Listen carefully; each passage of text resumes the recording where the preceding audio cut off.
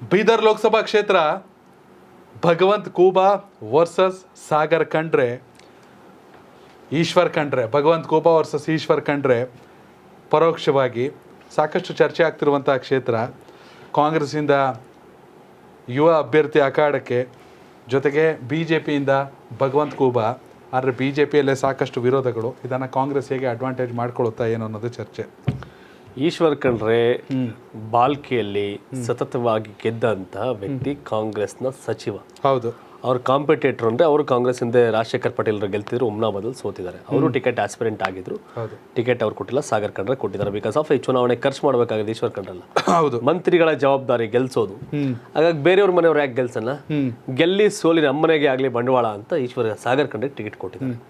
ಒಂದು, ಬಿಜೆಪಿಯ ಸಂಸದ ಭಗವಂತ್ ಖೂಬಾ ಬಿಜೆಪಿ ಶಾಸಕರನ್ನೇ ಎದುರಾಕೊಂಡವ್ರೆ. ಹೌದು. ಪ್ರಭು ಚವ್ಹಾಣ್ ಯಾವುದೇ ಕಾರಣಕ್ಕೂ ಪ್ರಚಾರಕ್ಕೆ ಬರಲ್ಲ, ಚುನಾವಣೆ ಮಾಡಲ್ಲ ಅಂತ ಹೇಳಾಗಿದ್ದಾರೆ.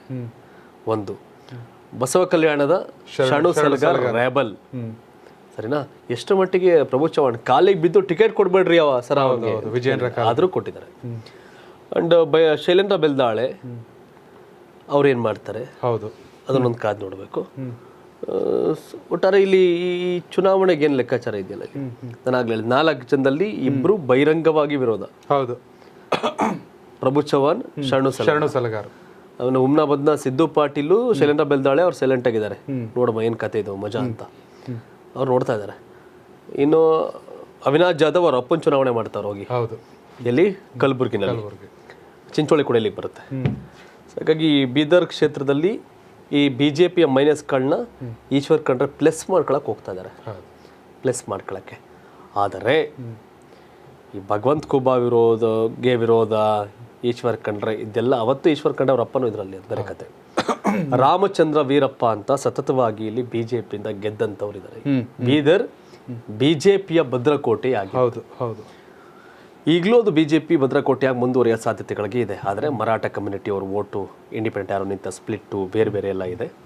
ಬಟ್ ಪ್ರತಾಪ್ ಸಿಂಗ್ ವಿರೋಧ ಇತ್ತು, ಟಿಕೆಟ್ ತಪ್ಪಿತು. ಮುನ್ಸ್ವಾಮಿಗೆ ವಿರೋಧ ಇತ್ತು, ಬಟ್ ಮೈತ್ರಿ ಚೇಂಜ್ ಆಯಿತು. ಹೌದು. ಭಾಳಷ್ಟು ಜನ ವಿರೋಧದಿಂದ ಟಿಕೆಟ್ ಮಿಸ್ ಆಯಿತು. ನಳಿನ್ ಕುಮಾರ್ ಕಟೀಲ್ ಅವ್ರಿಗೆಲ್ಲ ಮಿಸ್ ಆಯಿತು. ಆದರೆ ಅತಿ ಹೆಚ್ಚು ವಿರೋಧ ಇದ್ದಂಥ ಭಗವಂತ್ ಖೂಬಾ ಟಿಕೆಟ್ ತಗೊಳ್ಳೋದ್ರಲ್ಲಿ ಯಶಸ್ವಿ ಆಗಿದ್ದಾರೆ. ಹೌದು. ಬಟ್ ಗೆಲುವಿನ ವಿಚಾರ ಬಂದಾಗ ನಂಗೆ ಯಾಕೇನೋ ಡೌಟ್ ಇದೆ. ಓಕೆ, ಡೌಟ್ ಇದೆ. ಏನು, ಧರ್ಮ್ ಸಿಂಗ್ ಇಲ್ಲಿ ಸಂಸದರಾಗಿದ್ರು, ಐ ಥಿಂಕ್ 2014 or 9.